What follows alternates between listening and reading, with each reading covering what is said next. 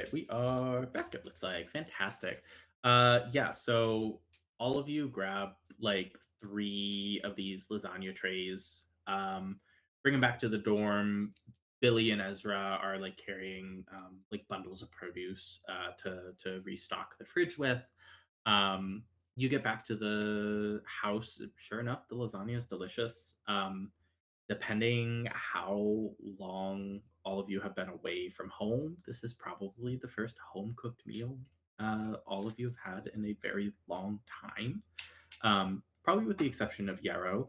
Um, but yeah. So what does the rest of the evening look like for each of you? It was a very hectic first day. You got shown a lot of information, met a lot of people. What does it look like for each of you? Kind of unwinding and getting ready for the days ahead. Now that you are like officially enrolled as a student at this academy. We'll start with Rose this time, if you're ready. I think for dinner and sort of the winding down process with everybody else in the house, she's not being impolite to any of the six others who were already here, but is very much kind of primarily only talking to uh Keone, Yarrow, and True with that orientation attitude, sort of these are the people I have met, these are the ones I have spoken to, they know my name. Here they are. And everybody else has looked at me somewhat strangely because I came in a little bit later. So it's these three. They're mine. Um, for better for worse, these ones. Uh, eventually doesn't really maybe stays a little bit too long at dinner, but will eventually excuse herself to kind of go back to her quarters and freshen up a little bit and gets hit again with that sort of strange realization of having to implement a routine for somebody that's never had to change it, not once, not ever, and never really wanted to, getting ready for bed in a new place. And so eventually just, I think, finds herself trying to go to sleep and having a very difficult time of it for however long that takes because she cannot shake the bone deep understanding that this bed was meant for somebody else to be in it. Yeah, definitely. All of the sense or lack thereof definitely set in. You do notice on your data pad it does like finally say your name. Looks like Oleander got that updated, so it does say your name instead of your sister's. Well, that's step number one. Um, Euro. Euro spends maybe like an hour and a half with Rose, Keone, and True, and then they excuse themselves to hang out with their sister, and the two of them catch up. I imagine that Euro offers news from home. Maybe maybe the family isn't as prolific about everything that's happening on Amber, and I think Euro remembers that Willow loves like the juicy gossip and all the Mhm. drama of the stuff that's happening, and yeah, that's he hams it up for her, and they just like end up She's eating laughing it away the up. night. She's like, "You have It's no idea how boring some of these people are. All they care about is plants. They don't want any drama. I never thought plants would be boring, but here I am.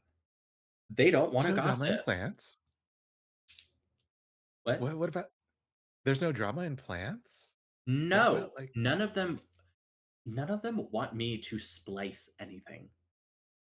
Remember how I what? saved our crop that one year? None of them want me to splice anything Yes. here. They're like, "No, you Oh need to go through the no. proper channels. We need to document the research." That's not how I'm used to doing it. They don't want me to do it that way, and it's exhausting. They're letting your genius go to waste. That's what I'm Maybe saying. maybe I can talk to Oleander about it. Maybe Oh, I I've can tried. say, That NHP doesn't know right from left sometime. And I I mean, know not they're all of them. listening. Yeah. I'll say it to their face. They're I mean, always not all of them can know about the, how to tend the land like ours does. eh, yeah. Well, they all kind of learn or don't and do. I don't know. I don't bother with them. I have my plants. I just wish they would let me experiment a little bit. Well, they do, but they say I have to do it in the lab. I can't risk destabilizing the crops because we eat them. And what would the pilot say if we had to feed them NutriBlocks every day in and day out? I don't Yeah, care. but you have your own lab. That's amazing. You've always wanted that. Shared lab, but yes, it is. It is very nice. I always said I would get one. Here I You're am. on your I way have up. one shared with about 7 other people, and they keep rearranging my flasks. But It sounds like both of us are coming up, and I love that. exactly, no one can keep the caress down. Now, And then, about yeah. that whole union thing, and I she spends like the rest of the night laying into you about it. She's like, I am not It's letting so this one boring. go. Like she spends the rest of the night. um, Keone, Um, yeah, I think Keeney, let's see. Did she sign off before or after Yarrow goes? I think once the first person like breaks off from our little squad of four, if that's Rose or Yarrow, or even if like someone just goes off to get a go to the bathroom or like get another meal, I think Keone would like make an excuse and head out. And she goes back to her dorm and she enters her virtual room and uh,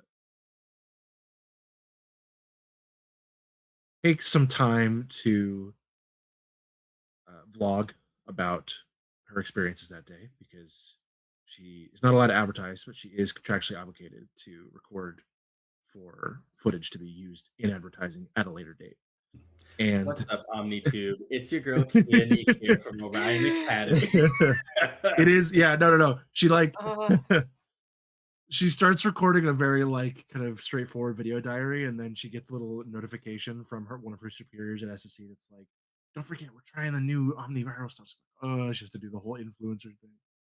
Um, but she finishes that, and then she just like relaxes and just lies down and just lets it all wash off of her for a little bit. Probably takes a shower and takes off. I don't know if you can take off Inkless skin, but like just is herself for a little bit, and she will send a message to her. She'll find the three contacts for Rose, Yarrow, and True on the house listing, and she'll make a new group chat if we haven't made one already, which we probably have. It seems like something Yarrow would do. We'll just send a message to that and just say we get the thing of like it's a lot of typing and then delete and a lot of typing and then delete, and finally she just says it was nice meeting all of you today. I look forward to our cohabitation and simulated teamwork. Okay. And Not then the she thinks about cohabitation. typing a heart emoji and then she deletes the heart emoji and she sends a thumbs up. ah. Oh my gosh, she's breaking out of her shell. That's Incredible. delightful. True. What are you up to this evening? Um, yeah, well, I'll tell you, True has been living off of like nutrient blocks and like protein bars and all that kind of stuff for who knows how long. They can't even figure it out. Um, So with this like fresh lasagna and like fresh food, like even the vegetables, like all of you are like treated to like frankly obscene um performance of true like eating this food. Like going back for like seconds and thirds like are you gonna finish that, are you gonna it's like the last like bread roll, they're like I'm gonna I'm just gonna yeah, great.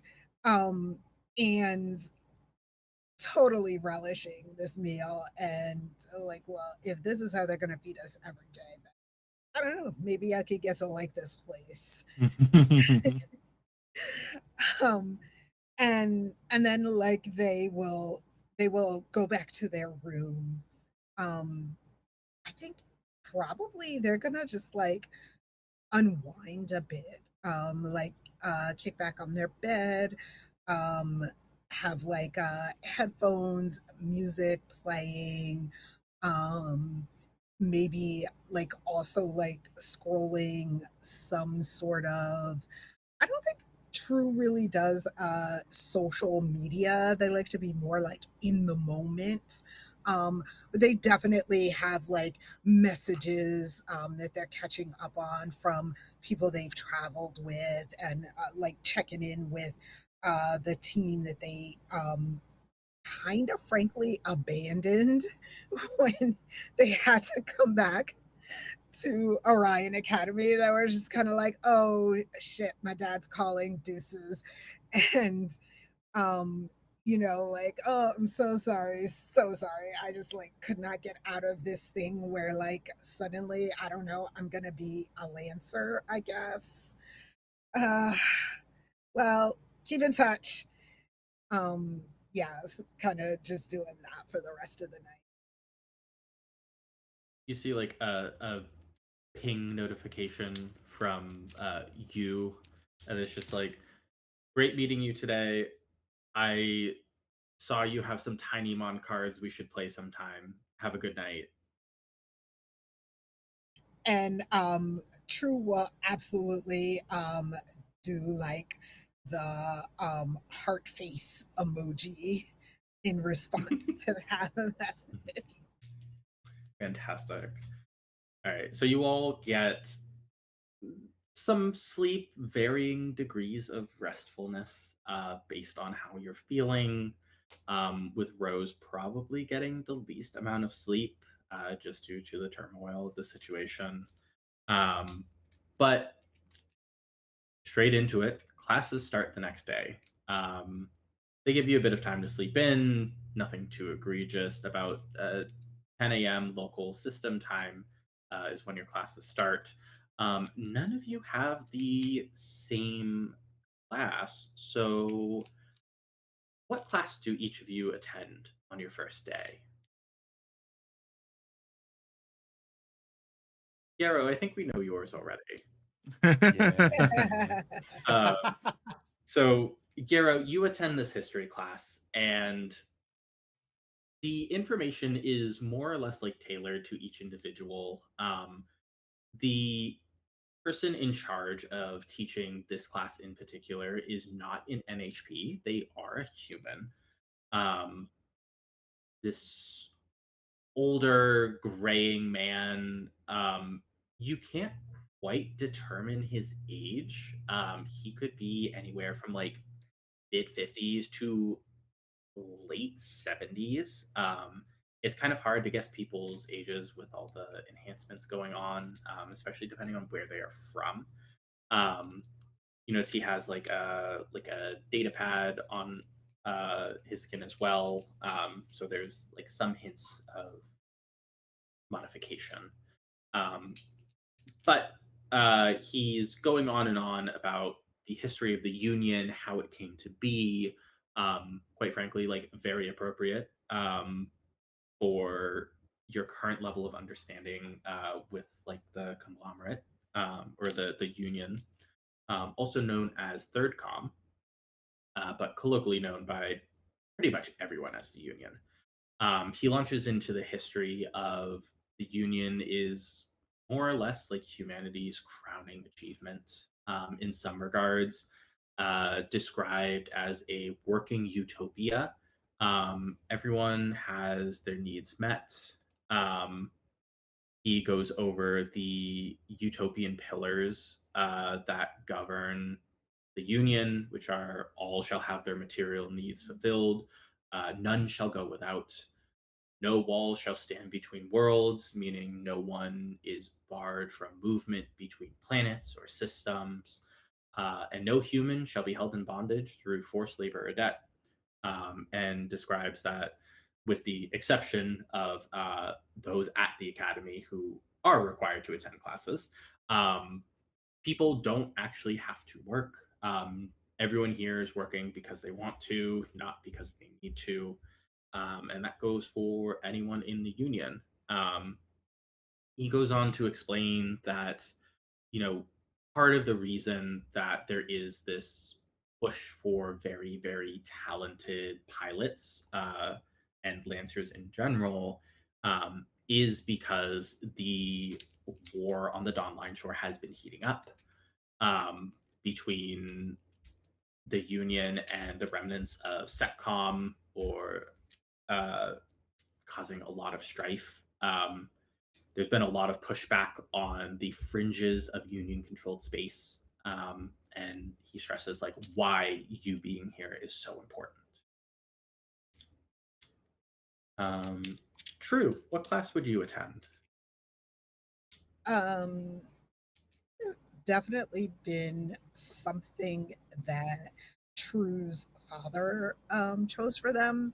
Mhm. So I don't know, something like um aerodynamics maybe, or something that they would be like, wait, Yeah. what? So At 8 a.m. you show up to this class like fully expecting aerodynamics. It's a relatively like vague title for the class. You get there and it's in kind of a weird location. It's actually in one of like the research labs. But you see this person who has a Harrison Armory emblem stitched into their uniform. Um, and once everyone's seated, they start going on about like the weapons that specifically Harrison Armory has come kind of been a part of, all of the like beam enhancements, things like that. Um, they start to elaborate that, one of the things Orion Academy is doing is a lot of research in many different parts. All of the big four are kind of putting money forward for different types of research. Harrison Armory, in particular, is looking to advance some of the beam weapon research. Um, they the professor like pulls up a schematic and like pulls it apart with their hands and starts going into detail like all the different parts of like how they're making advancements to like focus the beams tighter so they have a farther range. They're trying to tweak the output a bit more to like make it more variable, make it less all or nothing, like they're kind of known for in some regards. And it's like, as much as you hate to admit it, like a little interesting, um, especially because you have been away from Rosh Shemra for over 8 years now. There's like a sense of familiarity that comes along with it. Um, but it's very interesting to see these advancements in person. And they like kind of do a big reveal, and there's like a massive like mech sized beam weapon behind them, like currently being tinkered on by human sized mechanics.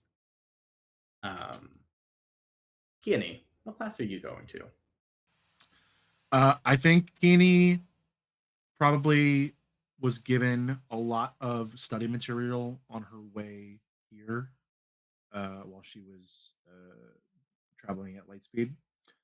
So she has already, and she, even though it's a lot of bookwork and paperwork, she's not going to let down the people who sign her all her contracts and things. She literally can't let them down. It's in the contract.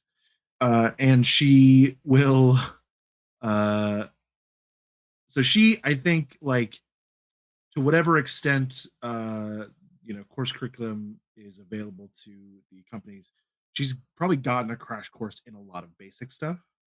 um like, she probably knows how, she's gotten like crash course on all the mech licensing and basic.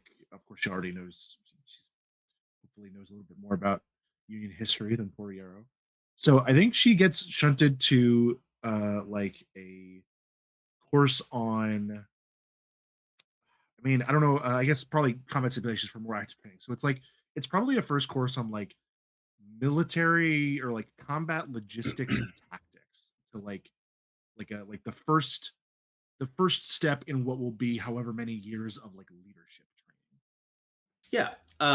So the instructor for this course is like a grizzled, battle-hardened ex-soldier who you can tell has like taken some damage to their body. They've been kind of like supported through modification, but that only goes so far. Um, they currently walk with a cane. You see some kind of wheelchair like set to the side, still accessible, but currently not in use.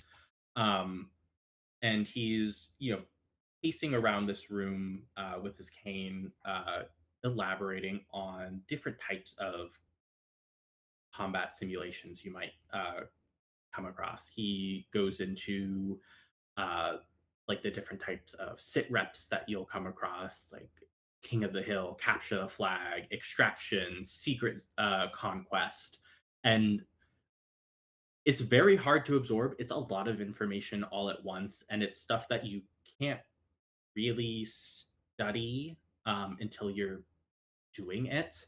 Um, he pulls up like videos of combat that he's been through, and like uh, not quite body cam footage, but like video mounts from the outside of the mech, showing different why the elevation matters, and starts going into the more technical details of and like advice that he has from like a battle hardened soldier. And he sits down and starts like writing on a data pad that like pops up behind him. It's like, always keep moving. um, don't stay in one position unless either A, you have to, or B, you trust the people around you to back you up. um, Always be doing something. Use your mech's deep scanners, lock on to the enemy, help your allies. um, don't be useless in battle. That's worse than being dead, is what he like circles. um, he goes into a few more things, some of the like more technical levels of like EMS mechs, and says, you're all like, you don't have a license level. These are the options available to you. GMS is basically bankrolling you throughout the start of your time here, et cetera, et cetera. Um, it's a lot of information. And he like waves away any questions. It's like, any questions you have will be answered during combat simulation, I assure you. And like Oh, and I leaves like it that. at that. I like that. Um, Keone notices she remembers the Sagarmatha she saw yesterday, the older junker model, and the mention of it, and she kind of internally scoffs as like, poor sucker who gets saddled with that wreck of a mech in simulation. And that, my dear listeners, is foreshadow. No. Um, Yes. Rose, what class are you attending? Rose's suspicion that either Billy or Oleander probably had a hand in this, I think, grows because I believe she gets placed in something specific to NHPs and automated computer systems and how they relate to mechs in combat. Mhm. Again, potentially suspecting that that might have something to do with her conversation with Billy the prior night, where she had mentioned that the particularly high tech electronic side of things is where she's not familiar. That is where she has been saddled first thing in the morning. So you go to this relatively like indescript classroom compared to some of the other ones. It's a little barren. Not much on the walls.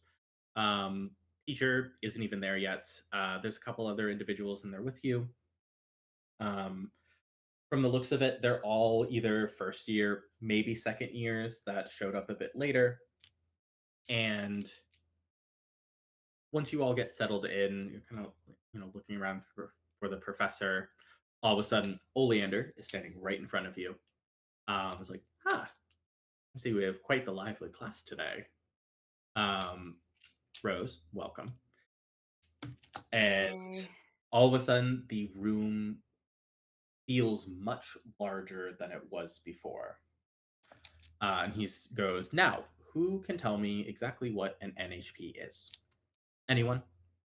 Anyone know what it stands for? And he very quickly like answers their own question.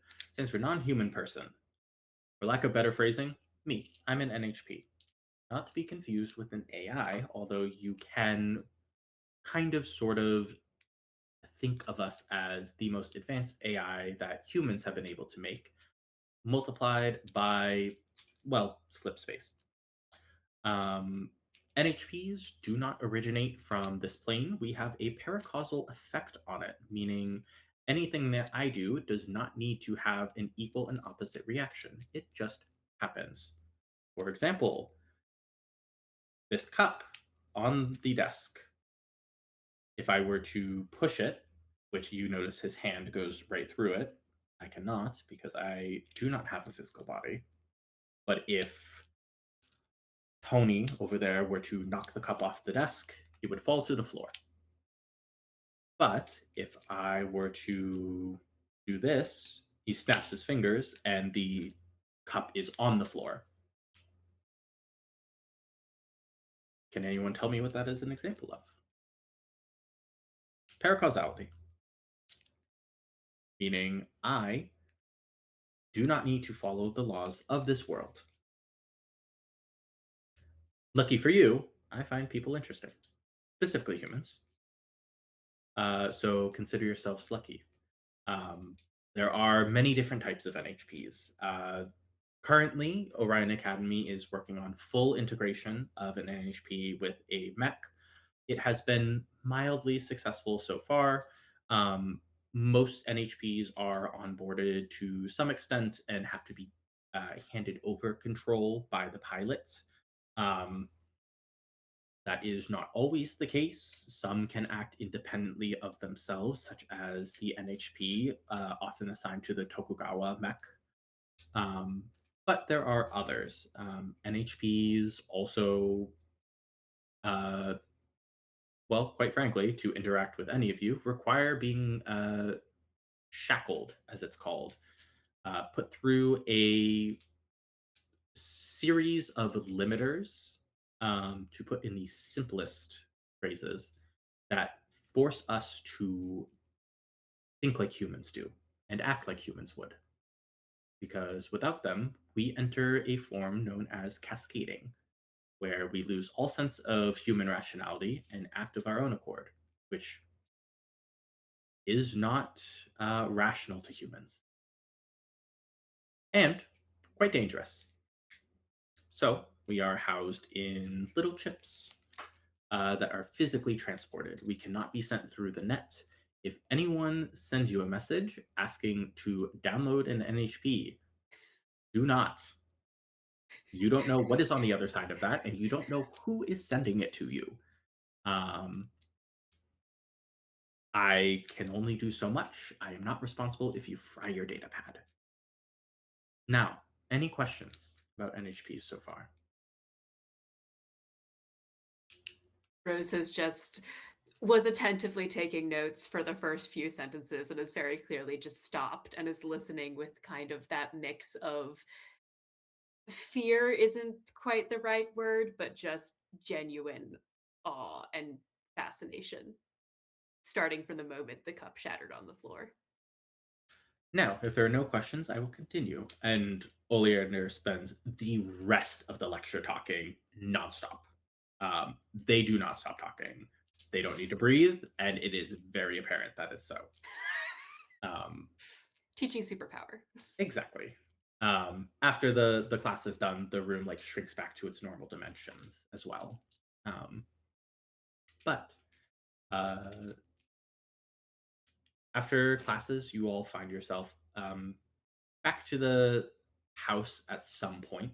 Um, what else would you all have been doing after class, if anything? What do you do in your spare time?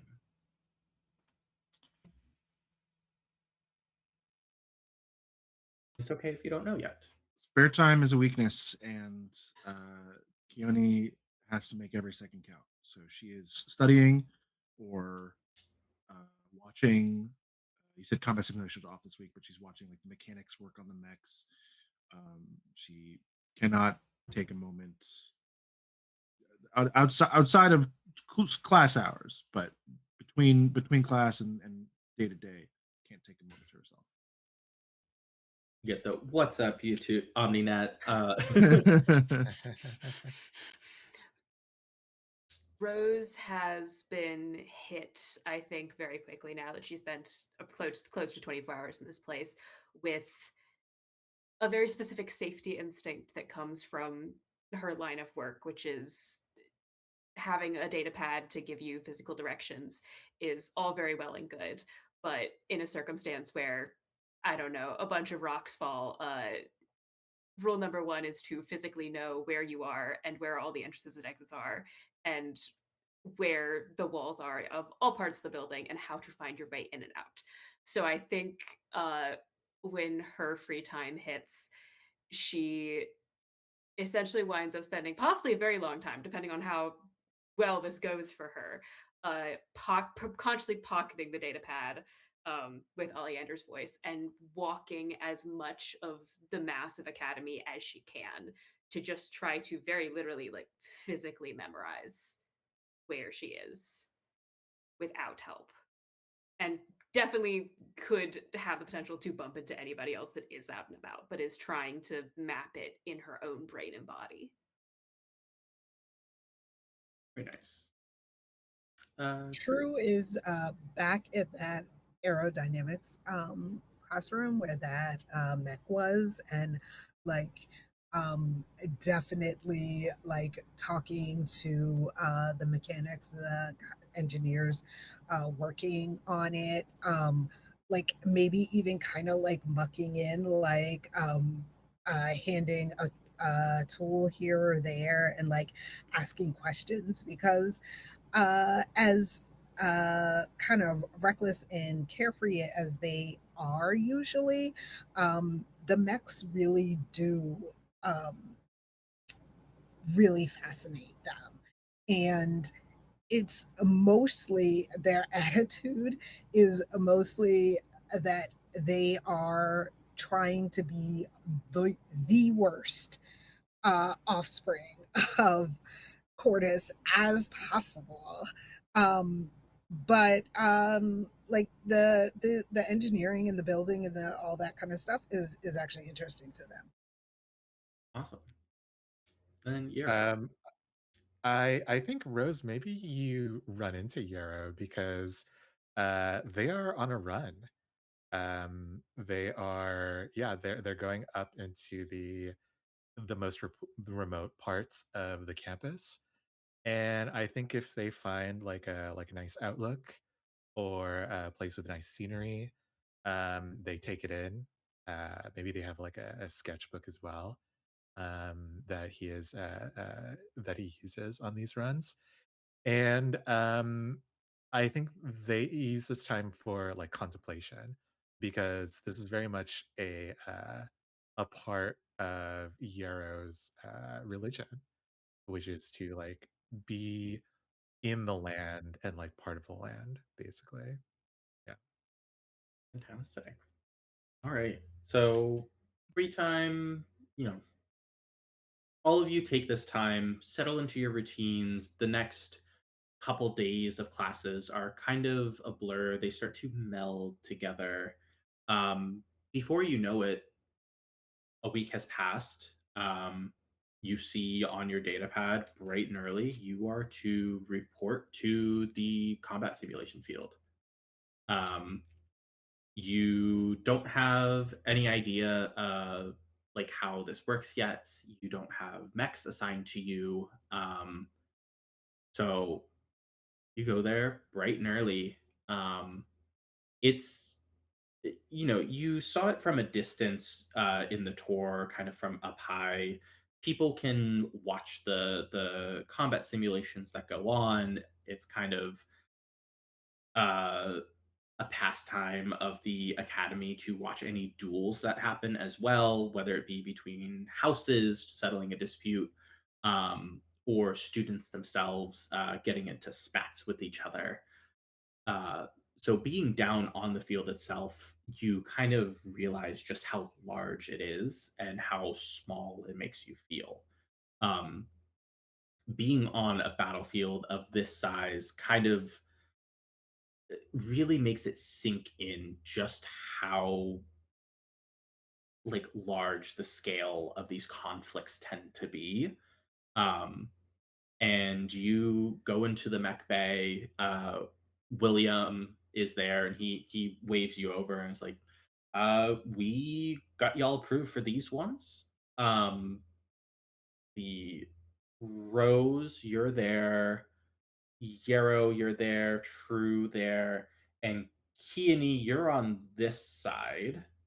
And Keany, you see a metal casing that's about twice the size of the other ones. Um, And he strikes again. and um, Billy launches into a spiel about how this works, and he's like, Oleander will guide you through the basics of combat for the first little bit. Try to keep a level head. It can be very overwhelming at first.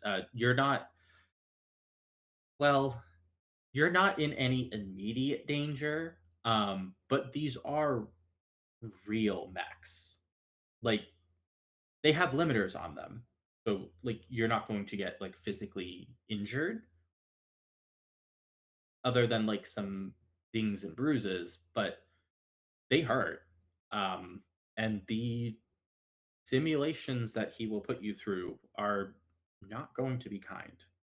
Um that is to say he will not hold back once he understand or thinks that you have your feet under you. So, good luck. If you need anything, let us know. We'll be on radio watching your simulation. Is kind of a tradition for the house to watch the newbies like first foray. So we're kind of excited. Could you just please have someone check my affidavit because I'm pretty sure it's against my contract for me to pilot a frame older than 5016U. Um, he pulls up his data pad. Is like, no, there's nothing in your profile about anything like that. Okay, Um, I'll have to have a talk with Sabine. Thank you very much. yeah. So yeah, Keany, you do have a Sagamartha Yes. registered Yes. frame. The Mhm. rest of you, I believe, have Everests. We are approved for a Kolomunga if any of you want. Other than that, good luck. Break a leg or Yeah. don't. Um, yeah, just radio if you need anything. We'll be in the stands. And with that, he bounces away and meets Ezra and you. They like go up to the top. I kind of very clearly go to it's a little bit awkward, but very clearly go to kind of give Keany the gentlest little like almost tap on the shoulder of just, hey, it's don't worry. You got this. We got this. We got this, right? Right? Another challenge. Yarrow is stretching, and he says, "Oh, absolutely, yeah, we're gonna crush it." Confidence.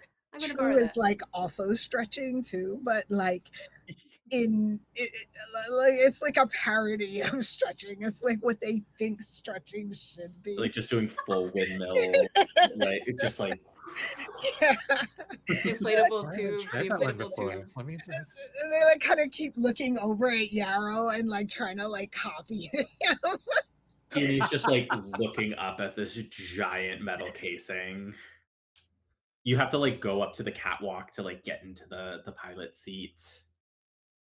Oh, oh, this is vintage pleather. Who did this to me?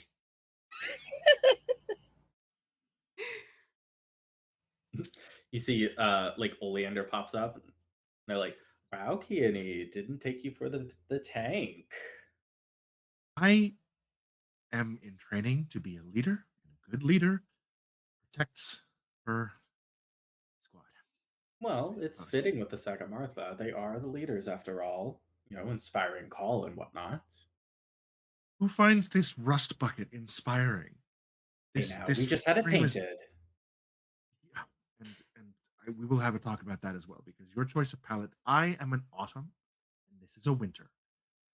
Whatever. Yes, Can we just well, get I'm a started, please? winter, so You okay? But it's not fine. Fine. anyway, Fine. bye. Fine. She starts gently adjusting, plugging herself in. All of you enter these mechs, and uh, Rose and Yarrow,